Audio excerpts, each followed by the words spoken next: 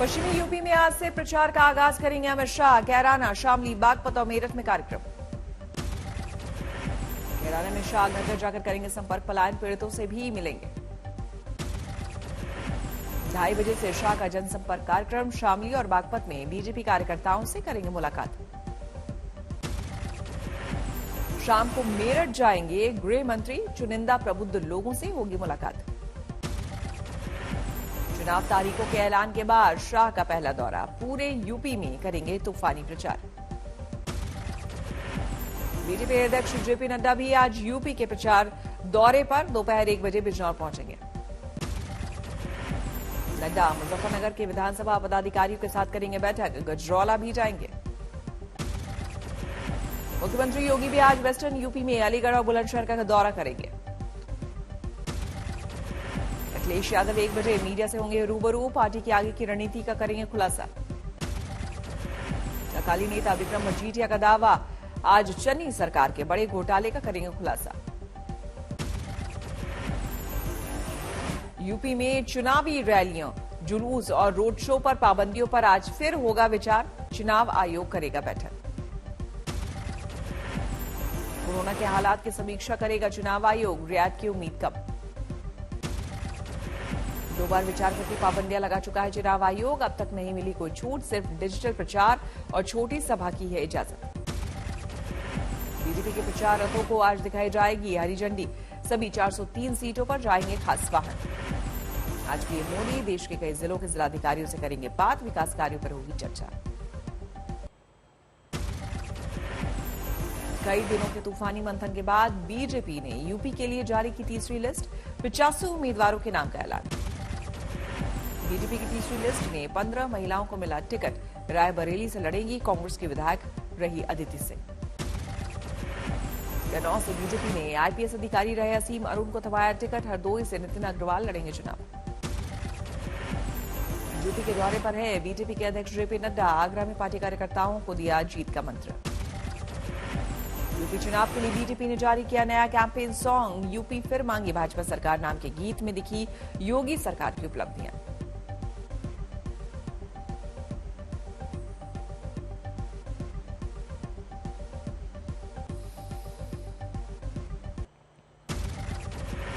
पंजाब के लिए बीजेपी ने जारी की 34 उम्मीदवारों की पहली लिस्ट। सभी वर्गों के प्रतिनिधित्व का किया दावा। ਅਸੀਂ किसान भी दिते, ਅਸੀਂ डॉक्टर भी दिते, ਅਸੀਂ उद्योगपतियों ने भी दिती। आम आदमी पार्टी ने पंजाब में जारी किए 4 उम्मीदवारों की लिस्ट। पार्टी की ओर से सभी 117 प्रत्याशियों की सूची आउट। आम आदमी पार्टी ने चन्नी और सिद्धू पर कसा तंज। पंजाबी गीत तुनक तुनक तुन पर बना मीम सोशल मीडिया पर वायरल। पंजाब में अकाली दल ने फिर किया जीत का दावा। मुक्तसर में सुखबीर सिंह बादल ने आम आदमी पार्टी और कांग्रेस पर साधा निशाना। बीजेपी के साथ नहीं बनी मनोहर पर्रिकर के बेटे की बात। उत्पल पर्रिकर ने पणजी से निर्दलीय चुनाव लड़ने का किया ऐलान। निर्दलीय लड़ने का ऐलान करने के बाद उत्पल पर्रिकर ने बीजेपी को सुनाई खरी खोटी। बोले पिता के मूल्यों की है लड़ाई। कांग्रेस में शामिल हुए उत्तराखंड के पूर्व मंत्री हरक सिंह रावत। हरीश रावत की मौजूदगी में ली पार्टी की सदस्यता। बीजेपी पर भड़क गए। गिलेरी की तरह एक छोटे कार्यकर्ता के रूप में मैं उत्तराखंड में भाजपा की विदाई करने में, कांग्रेस की सरकार लाने में जो भूमिका निभा सकता हूं उस भूमिका को मैं निभाऊंगा। हरक सिंह रावत की बहू अनुकृति भी कांग्रेस में शामिल। सूबे में बीजेपी की हार का किया दावा। अमृतसर के देहाती इलाकों में बीजेपी के राज्यसभा सांसद अविनाश राय खन्ना ने किया प्रचार। सिद्धू पर बोले जहां गए वहां भला नहीं किया। बदायूं में सपा प्रत्याशी ब्रजेश यादव की मंच से बीजेपी को धमकी। बोले रहने के लिए ठिकाने नहीं मिलेंगे। जनता पार्टी का नेता मेरी बात को सुन रहा हो, रहने के लिए ठिकाने नहीं मिलेंगे अगर लड़कों को मैंने छूट दे दी। गुजरात में लगातार बढ़ रहे हैं कोरोना के केस। सीएम भूपेंद्र पटेल ने की इमरजेंसी मीटिंग। हरिद्वार की धर्म संसद पर विवाद के बाद अलीगढ़ धर्म संसद स्थगित। बैठक के बाद तय होगी अगली तारीख। मुंबई के तारदेव इलाके में 20 मंजिला इमारत में लगी आग। बेहोशी की हालत में निकाले गए 3 लोग।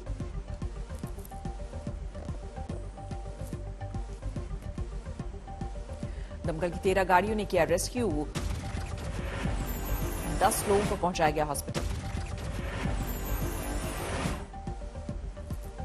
धुआं के कारण जो उनको सफोकेशन होता है, उस कारण वो डर गए और बहुत सी लोग ओल्ड सिटीजन हैं और उनको भाटिया में लेके गए।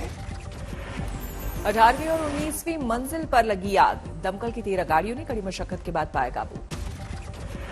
20 मंजिला इमारत की खिड़कियों से निकलती दिखी आग की लपटें, हादसे से इमारत में हड़कंप। देश में तीसरी लहर का कहर जारी, पिछले 24 घंटे में सामने आए 3,37,000 से ज्यादा केस। देश में पिछले 24 घंटे में कोरोना से 488 लोगों की मौत। महाराष्ट्र में पिछले 24 घंटे में बढ़े 48,000 से ज्यादा कोरोना केस। कर्नाटक में भी कोरोना की तीसरी लहर का कहर जारी, 24 घंटे में 48,000 से ज्यादा नए केस सामने आए। केरल में 41,000 से ज्यादा और तमिलनाडु में 29,000 से ज्यादा नए कोरोना केस। दिल्ली में केजरीवाल सरकार को झटका, वीकेंड कर्फ्यू खत्म करने के प्रस्ताव को एलजी ने किया खारिज।